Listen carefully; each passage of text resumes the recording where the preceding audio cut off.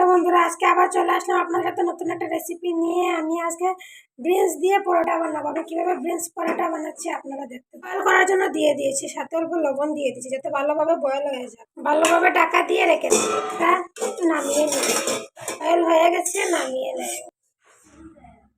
এগুলো আমি এখন পেস্ট করে নেব। আর বিনসের পরোটা কারা কারা খেয়েছো কমেন্ট করে আমাকে জানাবে। এর জন্য সাথে আমি কাঁচা লঙ্কা দিয়ে দিচ্ছি, আদাও দিয়ে দিচ্ছি। পেস্ট করে নেব। পেস্ট করা হয়ে গেছে। আটা নিয়েছি, এর মধ্যে আমি আমার সাত্তু নিয়ে নিয়েছি, সাত্তুগন দিয়ে দিচ্ছি, আজওয়াইন দিয়ে দিচ্ছি। একটু ভালো করে মিক্স করে নিচ্ছি। মিগুলো পেস্ট করে রাখা দিয়ে দিচ্ছি। ছেলে নিয়েছি, এখন ভালো করে আমি মিক্স করে নেব। 2 ml অল্প জল দিয়ে দিচ্ছি।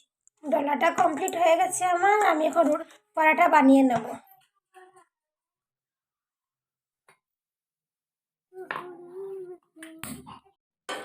হিট হয়ে গেছে, আমি এখন দিয়ে দিচ্ছি।